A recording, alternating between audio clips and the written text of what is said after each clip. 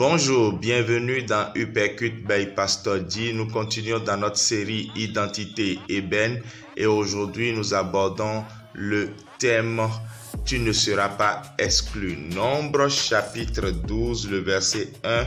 Marie et Aaron parlaient contre Moïse au sujet de la femme éthiopienne qu'il avait prise car il avait pris une femme éthiopienne.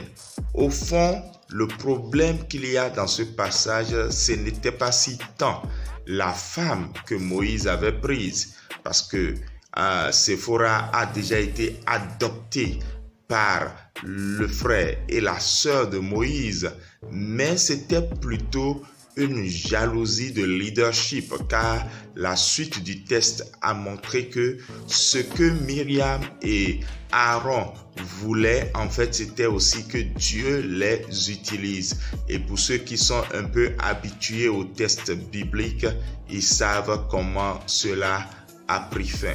Dieu a sanctionné fort ce manque de respect aux leaders, cette dispute de leadership complètement inutile que Aaron et Myriam ont voulu faire à son serviteur Moïse, car Dieu a dit: je parle à Moïse en tant que prophète de l'Éternel, je lui parle face à face. Mais Identité ébène se trouve où ici?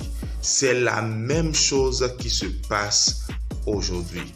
L'Afrique est combattue et les vraies raisons pour lesquelles elle est combattue n'ont jamais été avouées. Mais restons déjà sur Moïse et sa femme, cette femme noire à la peau brûlée qu'il avait prise. Ça ne pouvait pas rester inaperçu. Mais quelles sont les origines de la femme de Moïse? Elle est bien sûr la fille du sacrificateur de Madian appelé Jéthro. Mais qui est Madian?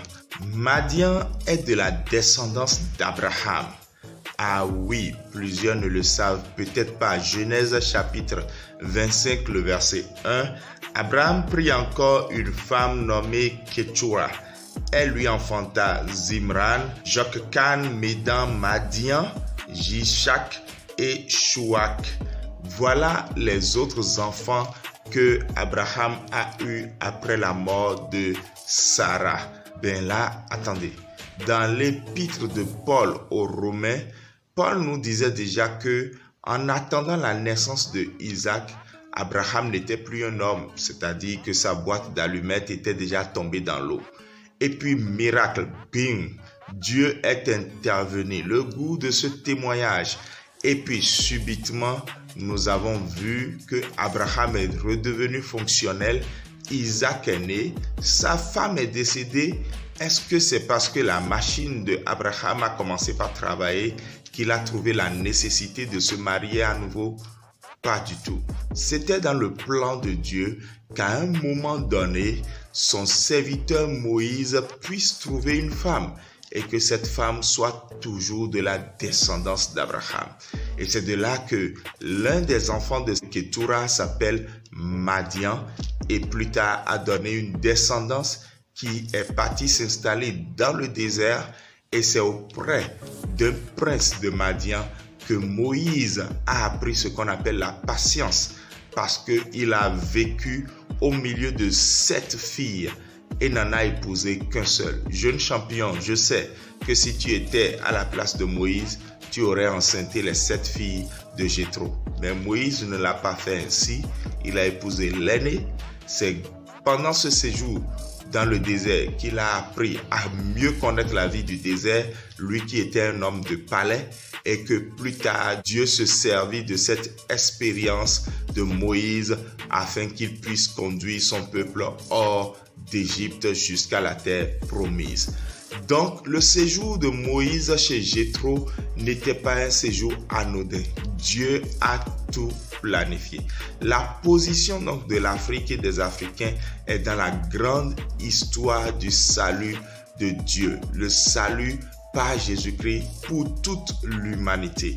Le Dieu d'Abraham, d'Isaac et de Jacob, le Dieu qui est devenu chair en Jésus-Christ, est aussi le Dieu des Africains. Nous allons conclure donc cette série la fois prochaine. Comprenez que tout procès fait à l'Afrique n'est que procès pour voler ses ressources. La vraie raison pour laquelle l'Afrique est combattue est ailleurs. Et puis, on a tout mis ailleurs. Africain, tu n'es pas exclu. Tu es intelligent.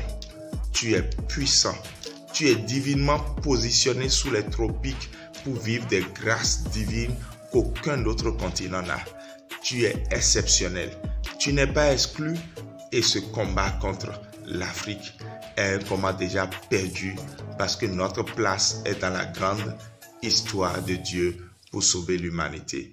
Que le Seigneur nous donne la foi de pouvoir être les champions qui déverrouillent les destinées et qui déverrouillent le salut du monde et qui proposent aussi l'évangile au monde entier en envoyant des missionnaires.